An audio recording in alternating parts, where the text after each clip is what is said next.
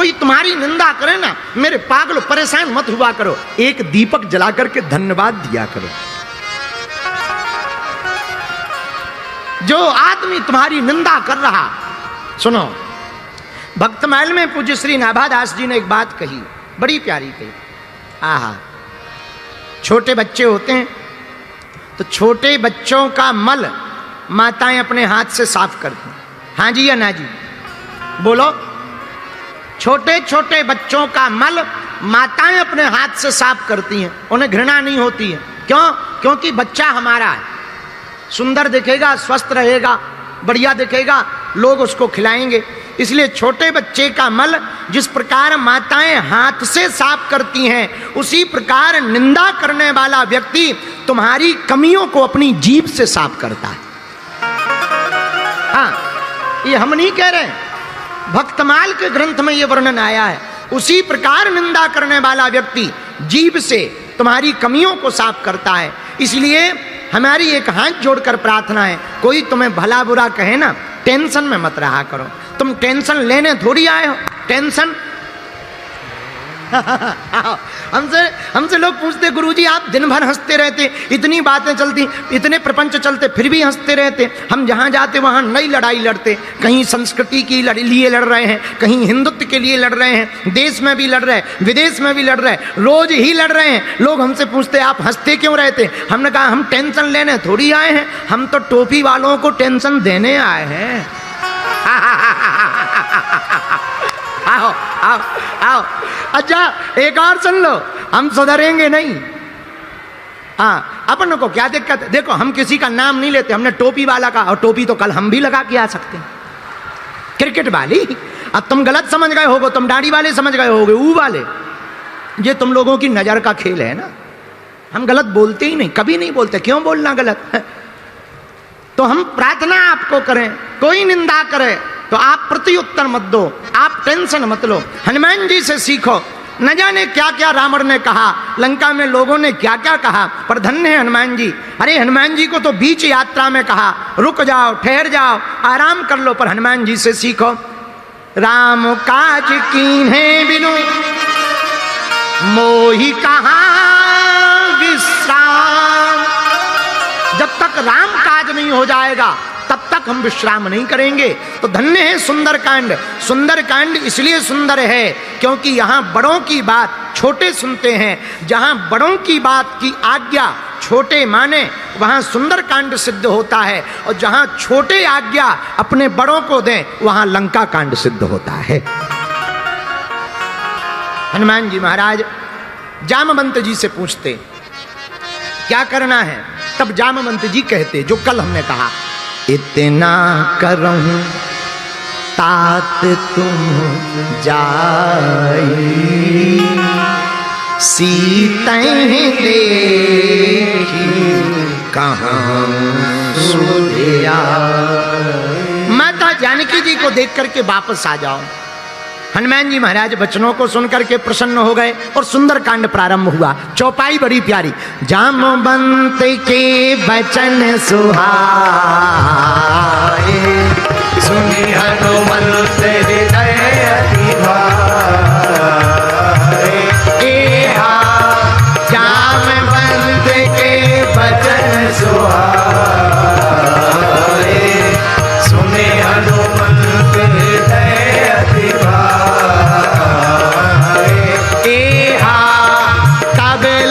मोहि पर क्यों तुम भाई,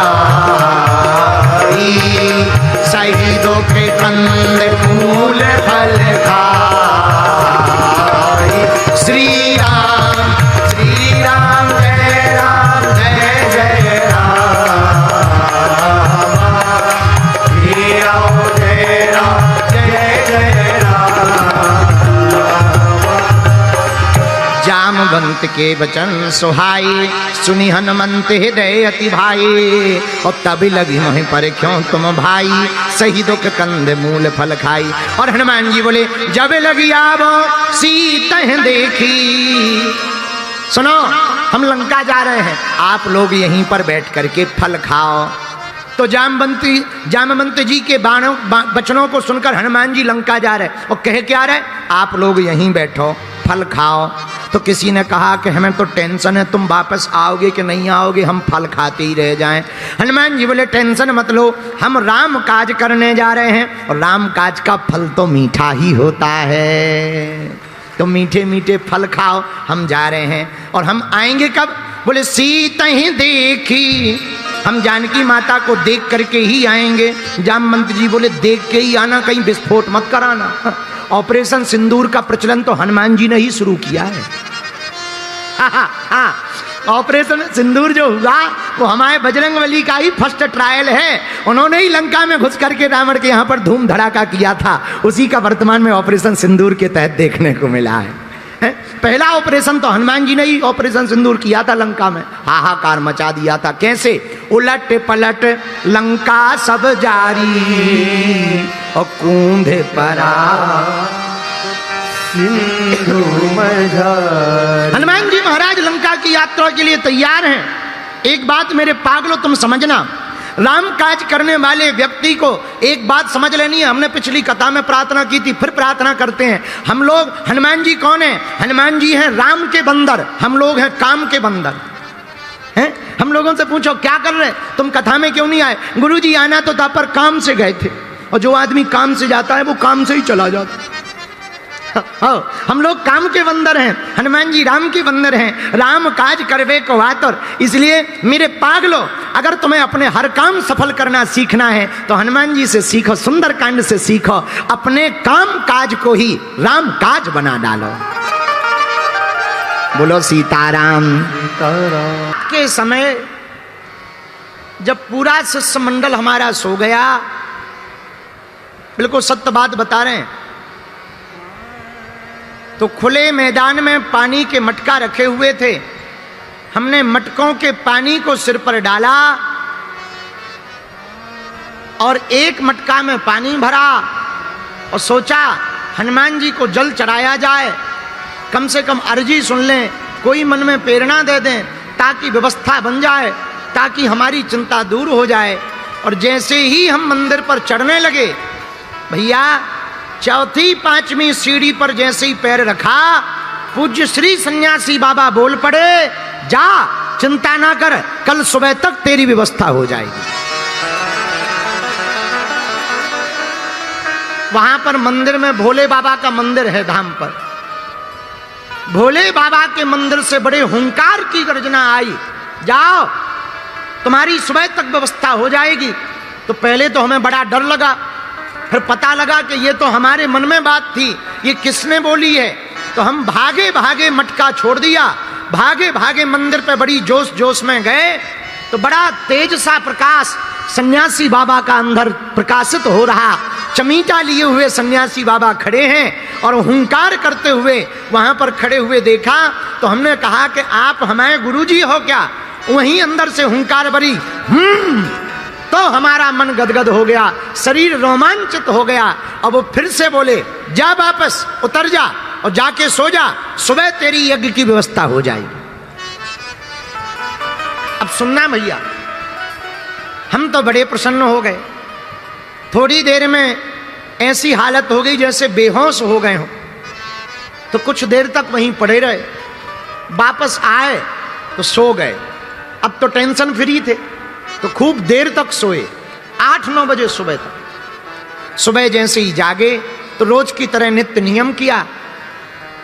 जहां बागेश्वर धाम आप मंदिर जाओगे तो दरवाजे के पास में एक पीपल का पेड़ है, तो हम पीपल के पेड़ के नीचे वहां सोफा डाल के बैठते थे। तो सोफा पे जाके बैठ गए।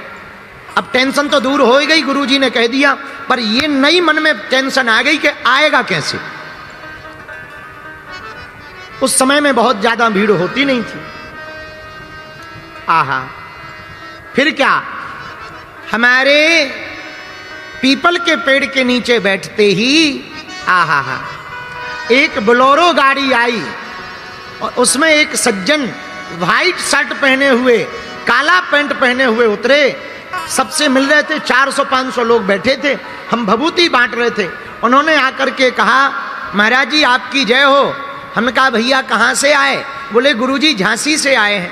हम कहा बहुत बढ़िया, भोजन पा लेना। हमें तो सामान्य, अब ऐसा तो कुछ पता नहीं था, तो सीधे साधे आदमी। हमने कहा भैया भोजन पा लेना, यज्ञ के दर्शन कर लो। बोले जी गुरु जी हो गया, हम कुछ सामान लाए हैं। हम कहा क्या लाए हो? बोले कुछ सहयोग लाए हैं। हम कहा वहाँ कार्यालय में दे दो और रसीद ले लेना। बोले हमें कार्यालय में नहीं देना, आपको ही देना है। एक छोटा सा बैग उन्होंने पकड़ा दिया। हमें लगा कपड़ा होंगे, मिठाई बिठाई होगी। भैया हमने धर लिया। अब वो हमारे ही आंखों के देखते वापस चले गए। जैसे ही एक कमरा बना था, बहुत बड़ा आश्रम तो था नहीं, एक कमरा बना था, तो एक तिवारी जी हमारे पास रहते थे, विजय तिवारी जी। विजय तिवारी जी को हमने वो बैग दिया और जैसे ही खोला तो ऊपर लाल पेन की एक चिट्ठी रखी थी, उस पर पहले नंबर पर बड़े अक्षरों में लिखा था जय सिया राम। और जब बैग खोल करके देखा, पूरे यज्ञ की चुकती हो गई, ब्राह्मणों की दक्षिणा चुक गई और 50,000 रुपया बच गए। हाँ, हम ना उनको जानते, आज तक हमारा परिचय नहीं। मोटरसाइकिल लेके हम गांव के बाहर तक गए, हमको नहीं मिले, हम बड़े चौंक गए। फिर अंदर ही अंदर सन्यासी बाबा की प्रेरणा आई, तू टेंशन ना ले, व्यवस्था हो गई, वापस जा। तब हमें खूब रोना आया कि धन्य है गुरुदेव, हमारे कारण उनको ये रूप बना करके आना पड़ा, हमारी यज्ञ को सफल करवाना पड़ा। पंचकुला के पागलों, हम हाथ जोड़ करके आपसे कहते हैं तुम हनुमान जी के चरण पकड़ लो, वो तुम्हारी नाक नहीं कटने देंगे। हाँ, वो दिन है कि आज का दिन है। आज तक हनुमान जी की कृपा से भैया हमने फिर लौट के मुड़ के नहीं सोचा। जब हॉस्पिटल के निर्माण की संरचना चल रही थी, भूमि पूजन होना था, हमें सबने डांटा कि बहुत बड़ा संकल्प है, आप कर नहीं पाओगे, आप किसी से मांग पाते नहीं हो। इनका जो होगा देखा जाएगा। हमारे मन में आया है, इस देश में 1,000 करोड़ के मंदिर बने हैं, हम अस्पताल बना करके जाएंगे। क्योंकि प्रार्थना के दो ही केंद्र हैं, एक मंदिर, दूसरा अस्पताल। मंदिरों में जो प्रार्थना होती है वो कई बार फोटो की प्रार्थना होती है, दिखावा की प्रार्थना होती है, पर अस्पताल में जब कोई जीवन और मृत्यु के बीच में जूझ रहा होता है तो दीवालों से जो प्रार्थना होती है वो दिल से होती है। और जब हम दिल्ली में एक बार बैठे थे, माननीय प्रधानमंत्री जी साथ में थे, उन्होंने धीरे से पूछा, पंडित जी, शास्त्री जी बोलते, शास्त्री जी एक बात बताओ, आप अस्पताल क्यों बनवाना चाहते? लोग तो हमारे पास आश्रम बनवाने को लेकर आते हैं, साधु महात्मा। हमने कहा साहब प्रधानमंत्री जी, अब तक देश में अस्पतालों में मंदिर थे, हम भारत में मंदिरों में अस्पताल देखना चाहते हैं। जब ये बात बोली उनको बड़ी प्रसन्नता हुई। हम आपको प्रार्थना करना चाह रहे, ये बात तो हमने ऐसे ही बोल दी, पर सच बात हम कोई प्रचार प्रसार के भाव से नहीं बोली, इसको अन्यथा मत लेना। हम आपको ये बताना चाह रहे भैया, हाथ जोड़ करके, कि अगर आपकी हनुमान जी पर निष्ठा श्रद्धा पक्की होगी तो वो आपकी नाक नहीं कटने देंगे।